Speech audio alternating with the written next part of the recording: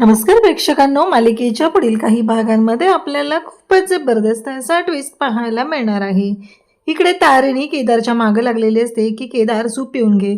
त्याचवेळी तारिणीची जी टीम आहे ती भेटायला येत असते. तारिणी जबरदस्ती केदारला सूप भरवत असते.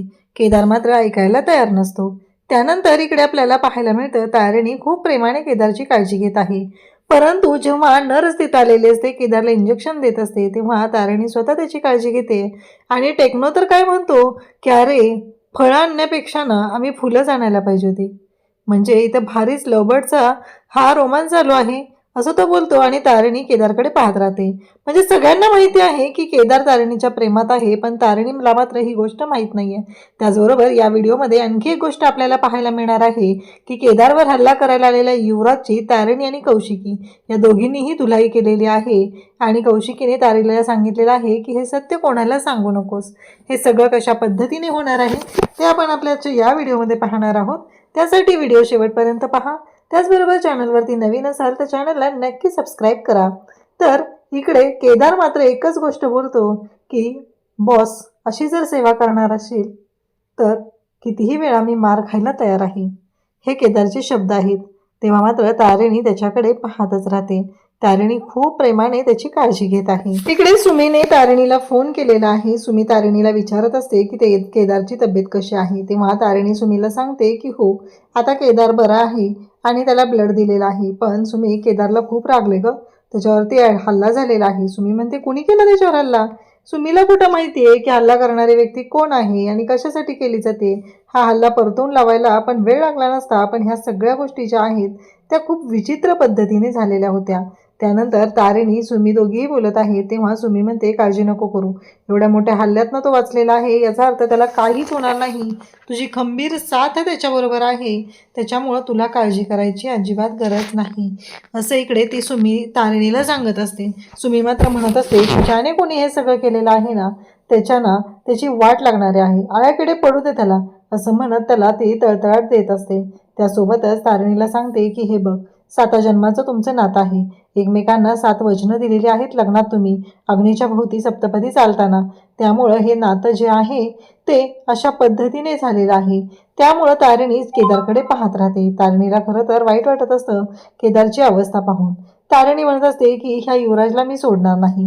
त्याचबरोबर तारिणी विचार करू लागते. तारिणी म्हणत असते की नाही, मला काही केलं तरीही हे सगळं जेव्हा घडत आहे तेव्हा मात्र ती म्हणते की त्या युवराजला जन्माची अद्दल घडवली पाहिजे असं म्हणत तारिणी केदारच्या जवळ येते. केदारच्या जवळ येऊन ती बोलू लागते, खरंच केदार, आज मला ना तुझा अभिमान वाटतोय. म्हणजे तुझी काळजी तर वाटतीच आहे, पण मला तुझा अभिमान वाटतोय की तू जे काय केलेलं आहेस ना ते खरंच खूप मोठं आहे. एक मित्र म्हणून तुझी काळजी वाटते आणि एक बॉस म्हणून, एक ऑफिसर म्हणून आज मला तुझ्याबद्दल अभिमान वाटतोय. कारण स्वतःची आयडेंटिटी बाहेर येऊ नये म्हणून तू स्वतःच्या जीवाचीही पर्वा केलेली नाही असं तारिणी केदारला सांगत असते. आणि नेमकं त्याच वेळेस युवराज आहे तो आता हॉस्पिटलमध्ये आलेला असतो. आणि युवराजने ठरवलेलं असतं की काहीही झालं तरीही आता या केदारला संपवून टाकायचं, एवढंच त्याच्या डोक्यात सुरू असतं. आणि म्हणूनच तो केदारला संपवण्यासाठी आलेला असतो. आणि तेव्हा युवराज तिथं आल्यानंतर तो म्हणत असतो की आता आपल्याला काहीतरी केलं पाहिजे. ह्या केदारला हॉस्पिटलमधून घरी येऊच द्यायचं नाही, कारण कालच्या ह्याच्यात तो वाचलेला आहे, पण आता मी त्याला वाचू देणार नाही. एकदा का या केदार संपला की ह्या तारिणीला काय धक्के मारत बाहेर काढता येईल, तिचा काही प्रश्नच नाहीये. हा सगळा विचार त्याच्या डोक्यात सुरू झालेला असतो. तेव्हा मात्र इकडे तारिणीला फोन आलेला असतो सगळ्यांचा ह्या. आणि ते विचारू लागतात की काय झालं बॉस, कशी केदार सरांची तब्येत आता. तेव्हा तारिणी सांगू लागते की हो, छान आहे आता. आणि नेमकं त्याच वेळेस युवराज तिथं पोहोचलेला असतो. आणि युवराज आता तिथे चाललेला असतो. तारिणीला रेंज कमी पडते म्हणून तारिणी यांच्यासोबत बोलण्यासाठी बाहेर येते. तारिणीला माहीतच नाहीये जाताना युवराज आणि या दोघांचीही धडक होते.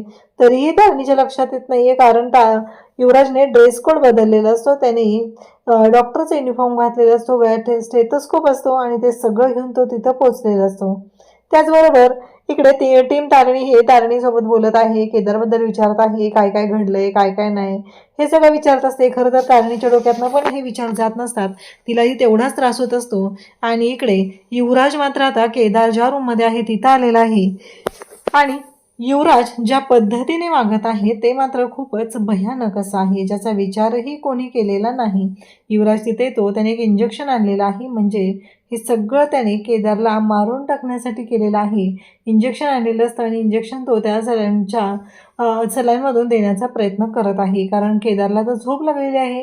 केदार बाहेर येणं खूप गरजेचं आहे आणि शुद्धीवर येणं गरजेचं आहे. आणि नेमकं आता ते इंजेक्शन द्यायच्या वेळेस तारिणी तिथं पोचते आणि त्या युवराजचं थोबाड फोडते. त्याचवेळी कौशिकी हॉस्पिटलमध्ये आलेली असते आणि कौशिकी म्हणते, काय झालं तारिणी? तेव्हा तारिणी सांगू लागते की हे बघितलं का काय चाललंय, हे इंजेक्शन घेऊन आलेले द्यायला, हे डॉक्टर आहेत का? मग यांना कोणी सांगितलं इंजेक्शन द्यायला? असं म्हणत कौशिकीने तारिणीच्या समोर युवराजचा खरा चेहरा आणलेला असतो. म्हणजेच केदारच्या जीवावर उठलेल्या युवराजला तारिणी आणि कौशिकी या दोघींनीही जन्माची अद्दल घडवलेली असते.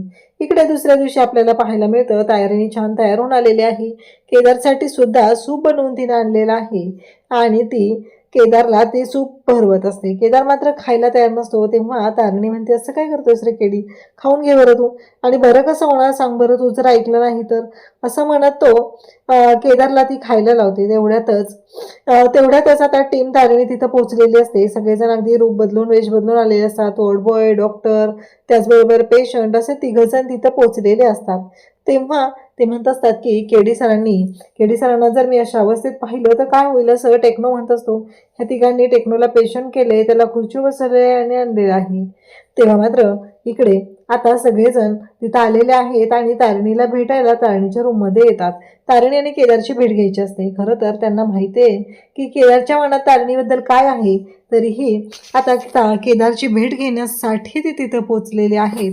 आणि तेव्हा मात्र इकडे आता ते हळूच दरवाजा उघडतात. इकडे तारिणी मात्र केदारला सूप भरवत असते आणि त्याला ओरडतही असते की घे बरं केदार, केडी तू असं काय करतोय? केडी मात्र पाहतच राहतो. तेव्हा सुभेदार म्हणतात की काय आहे, आपण तरी ते लवबर्डचा रोमांस बघायला आलोय असं वाटायला आले, हे तर हॉस्पिटल वाटतच नाहीये, असं तो बोलू लागतो. तेव्हा मात्र तारिणी त्याला सूप भरवत असते आणि त्याचवेळी केदार तिथं असतो आणि ते सगळेजण येतात आणि म्हणतात, आधी माहिती असतं तर या फळांऐवजी फुलंच आणली असती लवबर्ड्सवरती टाकायला.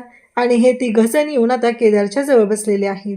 त्यासोबतच इकडे आपल्याला पाहायला मिळतं ते म्हणजे की आता ह्या सगळ्यांना तारिणी तिथं समजून सांगत आहे. केदार सुद्धा त्यांच्यासोबत आहे. केदारचं सुद्धा तेच म्हणणं आहे. केदार फायनली हसायला लागतो आणि तारिणी त्याला जबरदस्ती खाऊ घालत असते. त्यानंतर केदार म्हणतो की बॉस, कायमस्वरूपी जर अशी सेवा करणार असशील ना तर मी अशी सेवा करणार असशील ना तर मी कितीही मार खायला तयार आहे. आणि इकडे टेक्नोने आणलेली फळं दिलेली आहे. तारिणी त्यांच्याकडे पाहत असते आणि या सगळ्या गोष्टी किती मनाप्रमाणे करत आहेत सगळेजण हे तिच्या लक्षात आलेलं असतं. त्याचबरोबर इकडे केडी ते सगळेजण त्यांना दोघांनाही चिडवत असतात. तारिणीला मात्र कळतच नाही की असे लवबर्ड्स वगैरे असं का बोलतायत, याचा अर्थ काय आहे, हा विचार तारिणी करायला लागलेली असते. इकडे केदारला इंजेक्शन देताना खूप वाईट वाटत असतं. तेव्हा तारिणी त्याला पकडलेलं असतं आणि त्याला आधार देत असते. तर अशाच अपडेटसाठी चॅनलशी कनेक्ट राहा. थँक्यू.